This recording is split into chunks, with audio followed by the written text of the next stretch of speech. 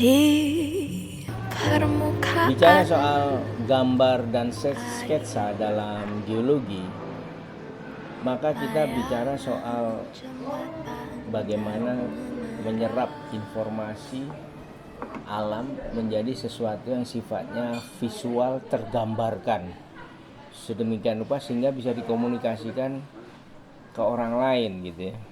Baik itu dalam bentuk akhirnya jadi dokumentasi yang nantinya dibaca orang, dilihat orang, ataupun pada saat yang sama dokumentasi itu kemudian dianalisis lebih lanjut sehingga nantinya menjadi sesuatu hal yang bermanfaat untuk mendeskripsikan alam dan membuat evaluasi tentang apa yang bisa kita lakukan dengan alam itu dengan visualisasi gambar tadi itu. Nah, terkait dengan sketsa menggambar teknik ini, kami dulu waktu masih sekolah tahun 70-an 80-an itu di geologi itu masih diajar namanya menggambar teknik. Di dalam satu semester itu kita menggambar teknik itu 3 SKS kalau nggak salah. Ada 3-4 kali pertemuan itu dari 14 pertemuan yang kita harus menggambar batu, juga menggambar lanskap dan menggambar outcrop. Jadi 3-4 kali pertemuan di situ. Selain juga ada pertemuan-pertemuan di mana kita harus membuat membuat gambar 3 dimensi dari satu bentuk topografi gitu ya. Gambar 3 dimensinya seperti apa kita harus gambarkan. Kalau sekarang semua udah pakai software gitu kan. Kita punya software GIS dengan kontur langsung dibikin 3 dimensi. Kalau waktu itu kita harus menggambar 3 dimensinya. Saya paling nggak ikut kuliah menggambar teknik itu kayak gitu. Nah, tapi yang kita fokuskan adalah sekarang itu gimana kita menggambar alam, menggambar batu, menggambar lanskap, menggambar outcrop. Itu jadi penting karena sekarang itu sudah nggak ada pelajaran itu.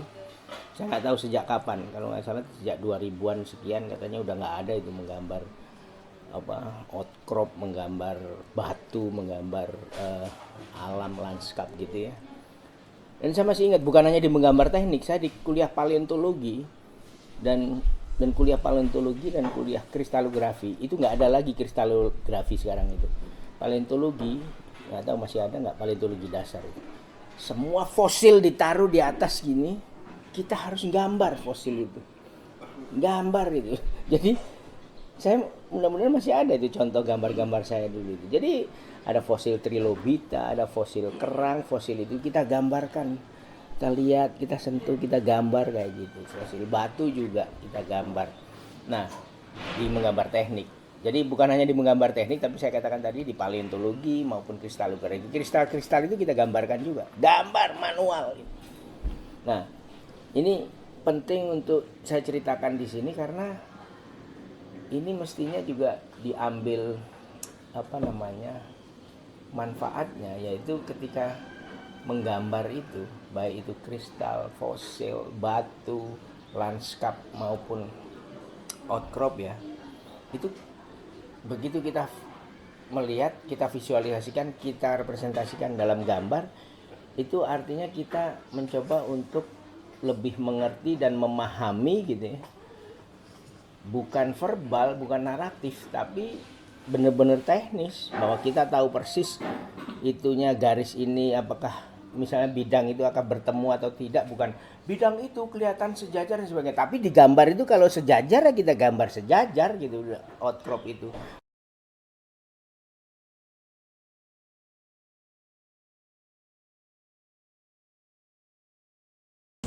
Di Karangsambung ini coba saya skate ya, sekitar 30 sampai 40 meter tergantung kita mulainya dari mana gitu ya. Di bagian bawahnya, kemudian bagian atasnya sampai di ujung sana mungkin 50 meteran lah, 40-50 meteran. Batu itu kalau mineral-mineralnya bentuknya misalnya kasar ya kita gambar kasar, benar-benar kasar, visual gitu. Untuk itu kan kita harus nyentuh dia. Untuk itu kan kita harus berinteraksi dengan dia. Seperti outcrop itu atau singkapan. Kita harus lihat benar-benar nggak itu. Dengan visual gitu, terus kita deketi, kita pegang. Nah disitulah interaksi itulah yang jadi penting.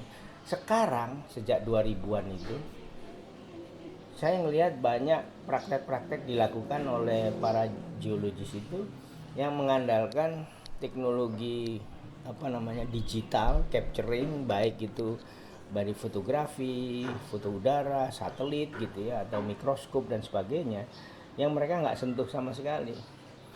Tetap esensinya adalah menggambarkan ulang, di mana kita secara manual melakukan itu. Kalau itu semua difasilitasi oleh software gitu ya, let the software do our thinking atau our movement mekanik ini, ya akhirnya berkuranglah pemahaman kita atau interaksi kita dengan objek geologinya.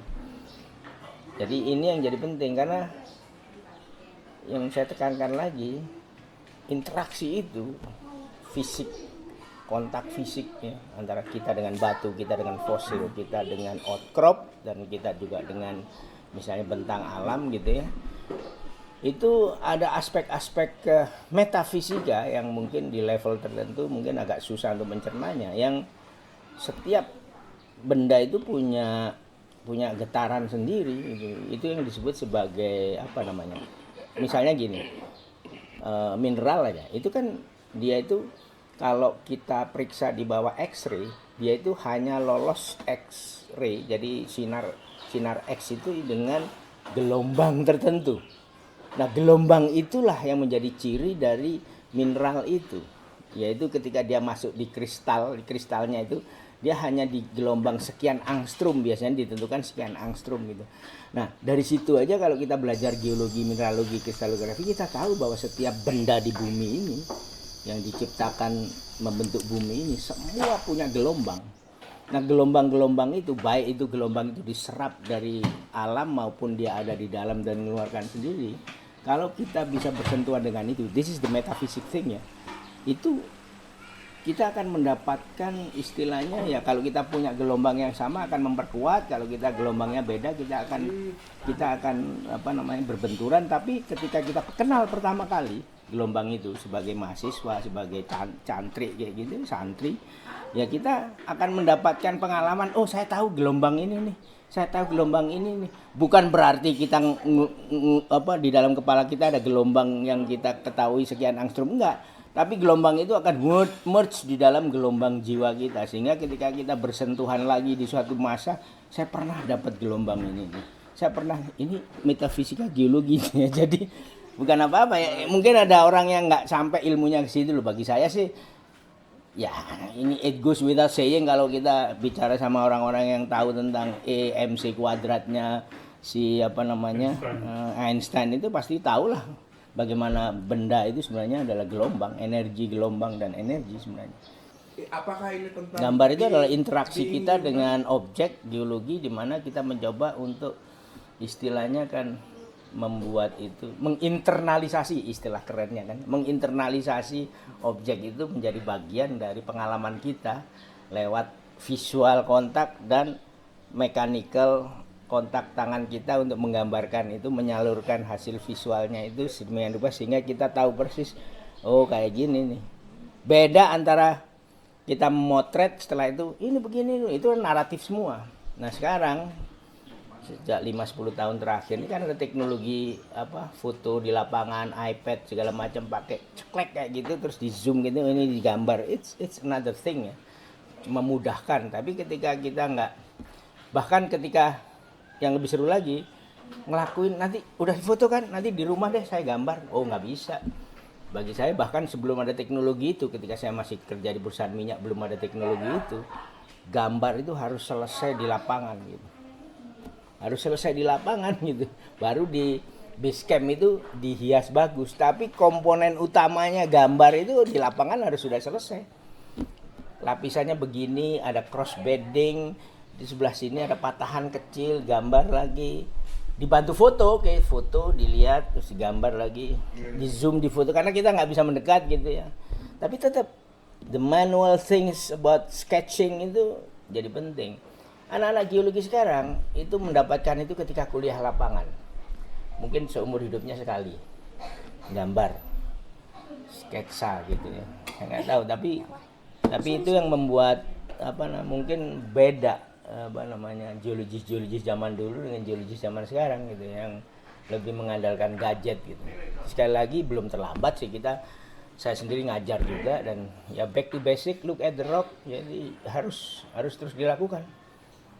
Jadi sketsa kayak gini ini harus dilatihkan. Mungkin ada kebutuhan terutama 5-10 tahun terakhir ini bahwa orang harus cepat lulus dan sebagainya, makanya yang nggak penting itu yang pakai teknologi lah. Gambar teknik udah nggak ada lagi, tapi ya udah kehilangan roh. Mereka itu kehilangan salah satu metodologi untuk mendapatkan gelombang itu, yaitu bikin sketsa seperti ini. Dulu ada pengajar yang Profesor Sampurno itu ngajar itu, terus almarhum Prof Sampurno ada almarhum juga Januari kemarin, terus ada lagi murid dia yang namanya Dr. Budi Brahmantio itu jago kayak gini. Cuman karena nggak ada kewajiban di kurikulum, ya udah hanya peminat khusus saja yang ikut almarhum Dr. Budi waktu itu. Tapi harusnya sih diselipkan di setiap mata kuliah. Jadi kalau ditanya gimana dong ininya kan ini khusus nanti enggak. Diselipkan di mata kuliah. Kalau bikin silabus setiap dosen itu harus bikin di mana di silabusnya sedimentologi kah, petrografi kah, atau mineralogi, paleontologi. Selalu di silabusnya ada 1 atau 2 kali mahasiswa harus menggambar fosilnya, harus menggambar mineralnya, harus menggambar struktur sedimennya gitu kan. Di silabus nggak perlu ada mata kuliah khusus. Misalnya kalau kebutuhannya nggak harus mata kuliah khusus, silabus itu kan bisa dimodifikasi. Cuman ya repotnya adalah dosen yang bikin silabus juga nggak pernah kayak gitu di sekarang. Itu yang memelopor ini siapa itu yang teknik menggambar geologi? Itu udah diwariskan dari Van Bemmelen, diwariskan dari zaman nasional. Iyalah zaman dulu bukan. Zaman dulu tuh kalau kita baca manuskrip lama itu kan gambar itu luar biasa kan, sebelum ada foto mereka gambar semua. Foto itu memudahkan, tapi setelah itu mereka gambar. Di bukunya Van Bemmelen tahun 49 Geologi Indonesia itu gambar semua itu. Digambar. Padahal 49 itu teknologi foto. Ada, fotonya ada tapi dia gambar tetap ada. Iya.